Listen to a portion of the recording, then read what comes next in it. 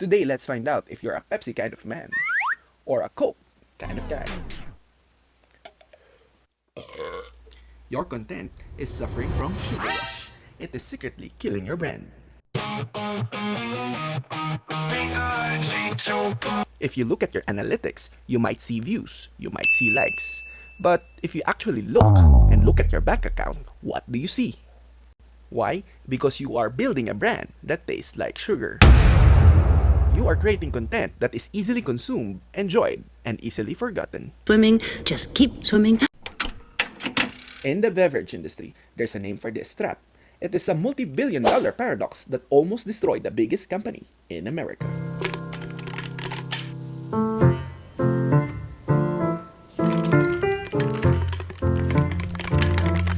If you are tired of chasing empty views and you want to chase real estate in your viewer's mind, maybe you need to understand the neuroscience of taste. By the end of this video, you will have 3 psychological levers to ensure that when your video ends, your influence begins. To fix your future, we have to go back to 1975, the year of the famous Pepsi challenge. Pepsi was the underdog. They were getting crushed, so they ran a bold experiment. 2 unmarked white cups, 1 Pepsi, 1 Coke, 1 sip. The results were terrifying for Coca-Cola. In a blind taste test, the majority of Americans preferred Pepsi. Coca-Cola panicked. The data said the product was scientifically worse. So they did the logical thing. They changed the formula. They released new Coke. And it's all here in this book. Try to read it. It's fun. They engineered the new Coke to be sweeter. They engineered it to win the sip test. A better Coke, introducing the greatest taste discovery in 100 years. Recently, an independent research firm ran a taste test between Coke and Pepsi. And the taste more people chose was the taste of Coca-Cola.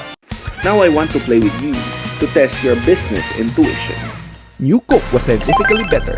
It won the taste test. But in the real world, what happened to sales? Did the better product A. Crush the competition, B. Destroy the company? Lock in your answers. I'll wait. Put your answers in the comments below. And the answer might shock you. It is... If you guess B, you are correct. Sales didn't just go down. It collapsed. To prove the point, I will try the Pepsi blind taste test. And I have no bias between sodas because I don't really drink sodas. Maybe I drink soda once every 2 to 3 months. So, let's see.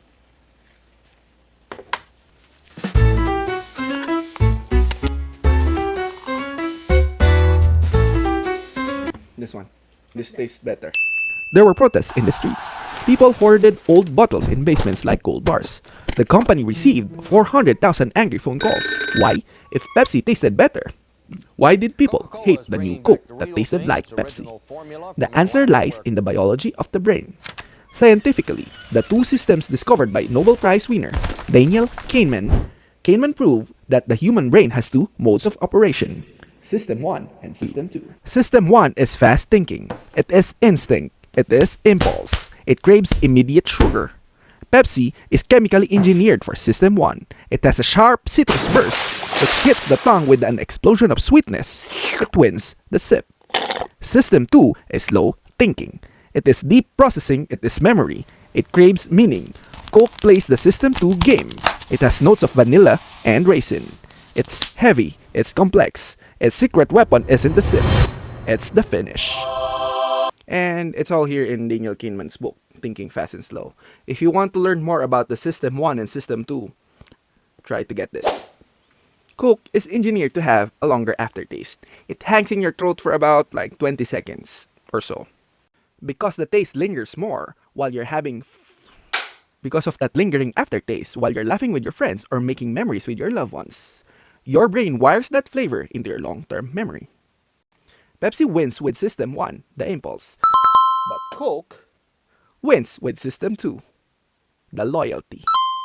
Now, let's look at your content strategy. Are you targeting System 1 or System 2? Most creators today are editing for System 1.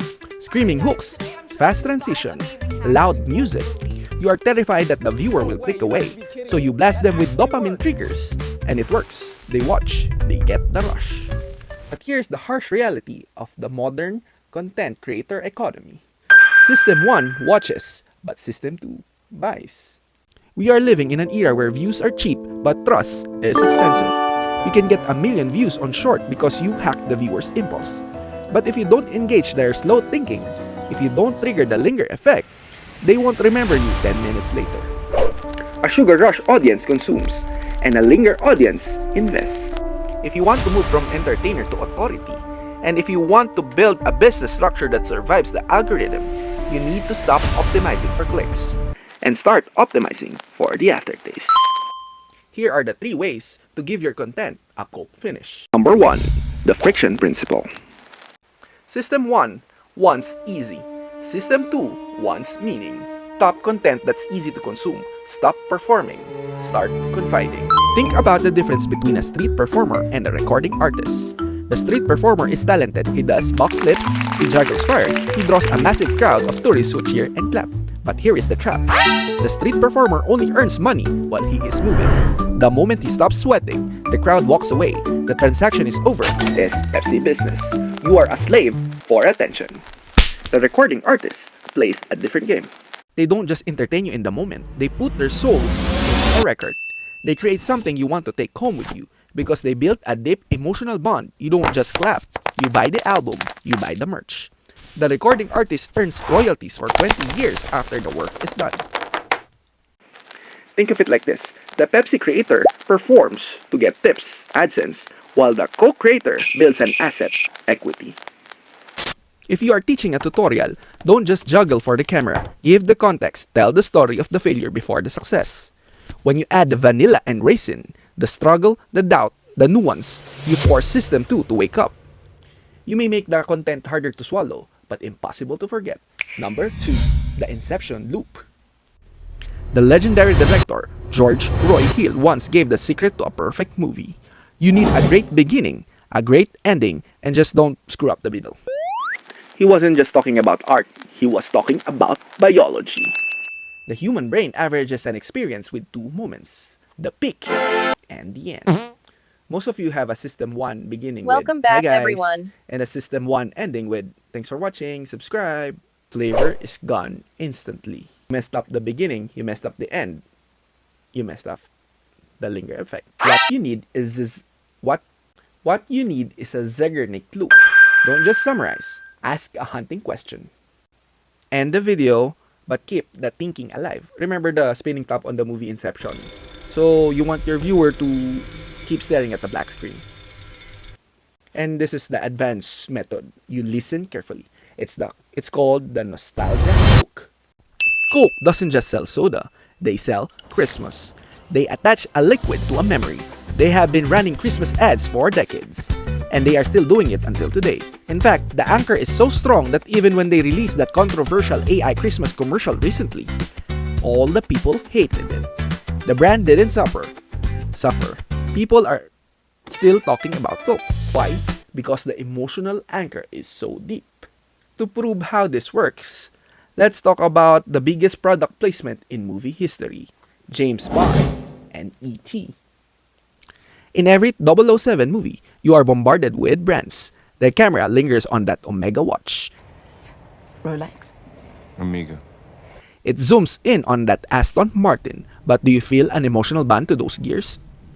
Nada. No. Nothing. No. Your brain registers it as a prop. It triggers persuasion knowledge. You say, they're trying to sell me something. And you detach. That is passive exposure. Now, let's look at one of my favorite movies when I was a kid. But I forget the whole movie because I haven't watched it for a long, long time. E.T. Now look at E.T. the extraterrestrial. The production team used Reese's Pieces, but they didn't just leave the bag on a table. Elliot used the candy to lure the alien out of the shadows. He used to bridge 2 species that couldn't communicate. The candy wasn't a prop. It was a magic sword that moved the story forward. And the result? Reese's Pieces sales didn't just go up. They jumped 300%. This is active integration. The audience didn't see an ad. They saw a solution to a problem. So stop trying to be James Bond. Stop flashing your success and your lifestyle like a prop. That is just background scenery. Start being like E.T.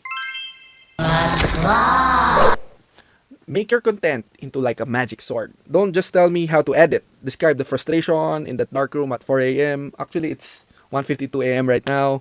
Wondering if you're good enough like me. Am I good enough? By teaching you this stuff, and and then show me that tool save you.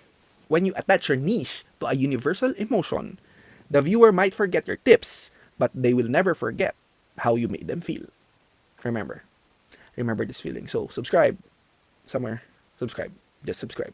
Whether you are a YouTuber, a consultant, or selling brands, products, or anything, the brain works the same way. The businesses that scale to millions aren't the one with the best ads. They are the one with the best aftertaste. And they're still standing up until now. See, Nike, Adidas, and all of those big brands. So the next time you write a script, ask yourself, are you making a Pepsi? Or are you just keeping them stimulated for 10 minutes? Or are you building something that will taste good long after they close the app? So insiders, don't optimize for the sip. Optimize for the aftertaste.